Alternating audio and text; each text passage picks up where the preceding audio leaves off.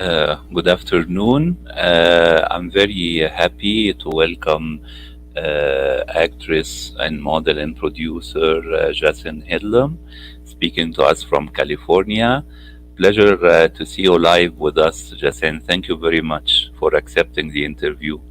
Yes, thank you so much for having me. It's a great pleasure having you. Of course, I've been running through your links. Thank you very much for you have a very colorful career. But first, I want to know, in your words, instead of people going through your biography or filmography, how did you get interested since your childhood and teen years into becoming an artist and entertainer? Man, and my journey actually started when I was 17. I attended Barbizon modeling school because I was like, okay, I'm really tall and lanky and I really love modeling, but how do I get started? Or I just love the arts, love the performing from church when I was a child. And I just didn't know how to go about doing it. I didn't know how to apply makeup, how to do the catwalk. So that's when Barbizon came in handy to teach me the elements I needed to be successful as a model. And then I also knew once I started modeling, okay, I'm learning the culture of this thing, the rhythm. Starting to find a rhythm, and then I know that there's not much longevity in this in modeling. If you haven't made it in your mid 20s, you kind of pretty much like that was that was the perception that we had then. So that's when I transitioned over into acting. I'm like, okay, let me focus more on acting because I know I can be 40 or 50 or 60 years old and I'll still have a job. So I knew that there was more longevity career wise in acting. So that's when I transitioned over, started to take some classes to learn the art, to learn the technicality of being in front of the camera, on stage, the difference, and things like that.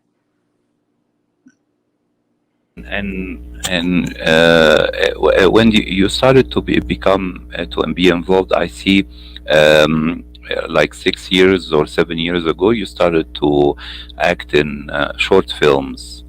Did you Yeah. did you stop to do modeling thing, or you're still doing it in parallel? No, actually, I do Mhm. both. So I model on air, live television with QVC. So oftentimes a lot of people will see me modeling their intimate wear, underwear, bras, their products, the makeup, skincare. We try it on our skin, modeling jewelry, shoes, clothing. So we do that a lot on air, which is very, very fun. I'm grateful for QVC. And then on the side, I still do audition regularly. I do a lot of commercial, print, and also acting, indie film. And right now, I'm really, really trying my hardest to break into television, of becoming like a series regular or a recurring on a television series. So that's my aim. That's my goal. Yeah. So tell me, did you think short films bring you some celebrity before venturing into doing television series like Rest Falling, or do you think is it's more preferable to start to look for roles in feature length film? I feel like they all play a great part. Sorry, it was hard to hear. They all play a good part because when I first started out, I didn't have any demo reel, and whenever you're applying for any kind of acting job, especially the one that are paying, the one that requires a lot more experience, they have some star tied to them. They want talent who are experienced, who are gonna, if we book you, we want to know when you get on set, you know what you're doing, you know the technicality, you're not gonna be fanning out. So you need a demo reel to say, okay, she knows how to act, she knows what she's doing. So you don't just don't fall from the sky. I actually started with student films and short films because those are the easiest things to book when you're first starting out, because the film director and the filmmaker, they're just starting out, so that's why they're also doing student films and short films to have a proof of concept, to get their name out there, to get their directorial reel up. So it goes hand in hand. You know, you're helping each other, and 9 out of 10 times, sometimes they do not pay, and if they're non-union, like everyone is starting out, so it's like one hand washes the other. But then as you go along, you get these footage to make a demo video reel, and then you can submit it to the higher paying jobs and the agencies and say, hey, here's my video resume, my reel, to that shows you I know what I'm doing. I have footage of past work, and it's you don't just have to take my word for it. Yes, Jacinth, I see right now that since you've been doing acting, you started to be credited as a producer, starting from Diary of a Bad Man, and then it was the television series Illusions, and then Lola.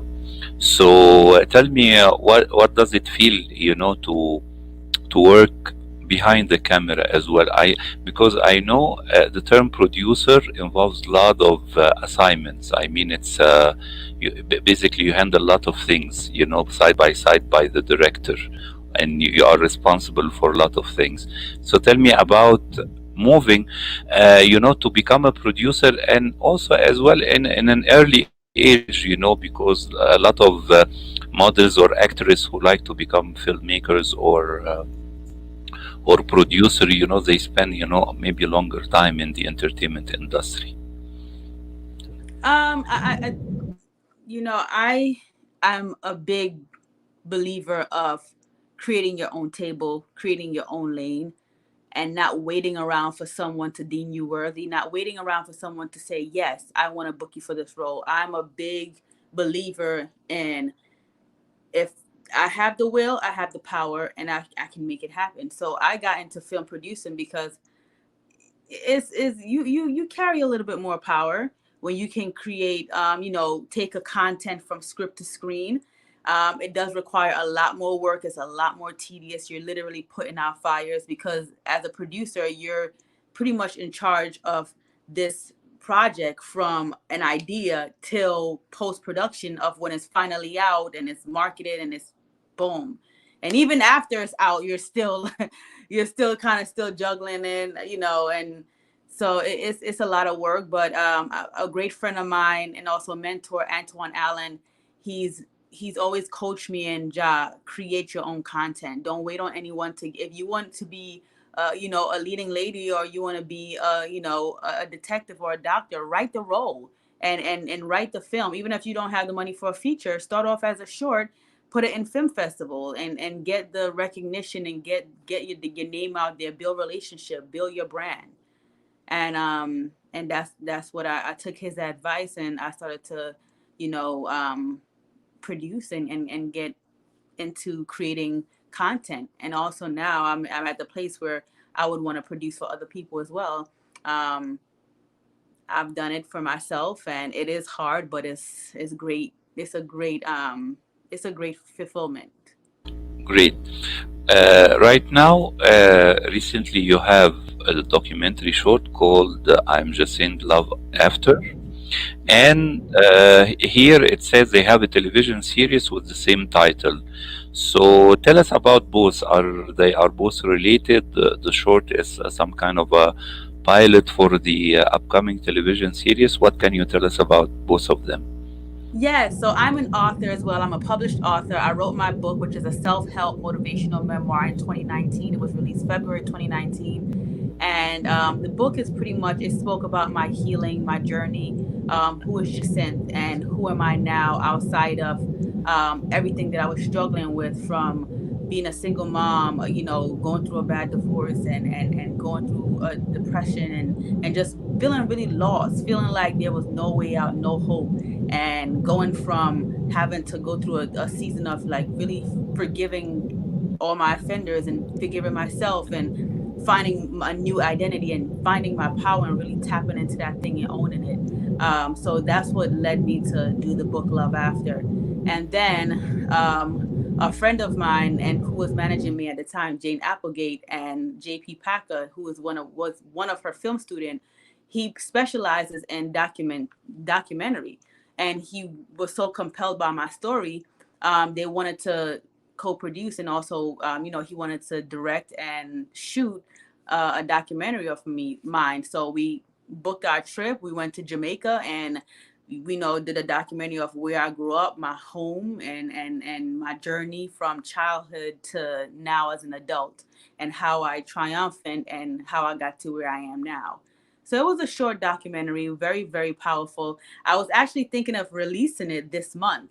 So I probably release it around probably around Thanksgiving, to just show my gratitude, and this season where a lot of people are alone, and some people are so depressed and feel so isolated during the holidays, and a lot of people don't have family members, and I just feel like for the holidays it would be great for me to release that to empower and encourage and motivate someone, so yeah. Yes, And as but far as the TV pilot, yes, Love After, my book and my Love After journey inspired a TV series. And we didn't shoot the whole series. I just shot the pilot. And right now, we did the Bible, the pitch deck. And right now, we're pitching it with the pilot as proof of content to different production company and network. And we're gonna see. We have a couple meeting lined up for this week, and just want to work with a nice group of people and see what my options are and go from there. So great, Jacinth. Right now, I hope that people can discover your book and the documentary and the television series, because I think right now we are in a critical time, not only in the States but around the world, and men and women are in need of great push, great motivation. From everybody, not only artists, but from people in their family, their friends, their neighbors, to make right. us overcome the challenging around the world. Um, what I would like to ask from you right now is like to give like a very rapid motivation advice for people who are viewing us and people who are discovering your work and videos. What can you tell them, for as a motivational advice in the upcoming period? I would definitely say that the title of the book is Love After, and Love After is not romantic. It can be, but for me, Love After was self love, and what I've learned is when you love yourself, you set certain standards and certain boundaries and certain things you're not going to put up with, because your self worth and your self respect, you value it so high. Like my peace of mind is very, very, very expensive. Like you can't put a price on it. So if something or someone is in my life that's causing me to lose my peace or causing me to question myself or my worth, I've learned my favorite answer is no. And it's not worth it. So I've learned to love myself more than everything and anything less, because in order to love other people, you have to love yourself and put yourself first. I'm a mother, and I have to love myself more, because when I love myself more, I'm a better version of me for my children. So I can be a better mom, I can be a better partner, I can be a better daughter, a better sister, a better friend. And also second to that is um, let your yesterday inspire your tomorrow. So for me, my biggest inspiration is me yesterday. Me 10 years ago, me 15 years ago, really trying to do right by the 8-year-old or the 10-year-old Jacinth, because I didn't make the best decisions in my life. There was things that and people I put up with, and circumstances that I put up with, because I can't say I didn't know any better. I didn't know how to do better, or I didn't have the strength to do better. So I now going forward, my yesterday me, not yesterday me literally yesterday, but your childhood yesterday, your teenage yesterday, you in your 20s, and let that inspire you and be a fuel to do better for your tomorrow, your you for tomorrow. So I would say that is like you owe it to yourself. Like you should be your number one hero. You owe it to yourself to be the best version of yourself, to show up as the best version of yourself. It's a struggle. It's not easy, but it's a conscious effort. Just like we have to make a conscious effort to do good at our job, you have to make a conscious, intentional effort to make sure you're showing up as the best version of yourself. And sometimes I gotta check myself. Like, no, Jacinth, you shouldn't have did that. You could do better. You know. Yes, I see from the trailer on the loveafter.com website you've been visiting. You told me you visited Jamaica and you went to Nigeria. Tell me, did you visit other African countries and what was your impression about them? And do you like to co-star in African film beside African American content or American content as well? Yes, absolutely. So when I did my book in 2019, I also did a tour. So it's so crazy when you're in alignment and you're following and pursuing your purpose, everything just fall into place. And I had no intentions of writing a book. I had no intentions of thinking that my book was going to get me to Africa and London. But when I said yes to the vision and yes to the purpose of Love After, that I was given the vision to birth, it just so happened that these opportunities fell into my lap for me to do a school tour. So I went to London first to speak at the schools out there and, gave some books away and really was able to connect with the youths and the teenagers. I went to the high school there. And then I went to the school, Clever Mind, which is a school for, underprivileged kids and orphans run by Zion. Um, and that was Clever Mind in Warri State, Delta, Nigeria. So I was out there and did a school tour there, sat at some of the colleges and the elementary schools, and was able to be with the kids there. And it was just such a life-changing opportunity. And I love Africa. So far, that's the only country I've been to is Nigeria. I passed through Kenya, but I didn't get out the airport. But and I do want to do more, African, Caribbean, African diaspora film work as well. So absolutely. So Great. Yeah. right now I'm talking to someone from in Uganda, and with my Patan Film Festival with Ed Emojo about doing some filming in Uganda. So we just literally spoke about that last week. So we're trying to get some things in the work going, and hopefully sooner than later I can fly out to Uganda and you guys will see me on set.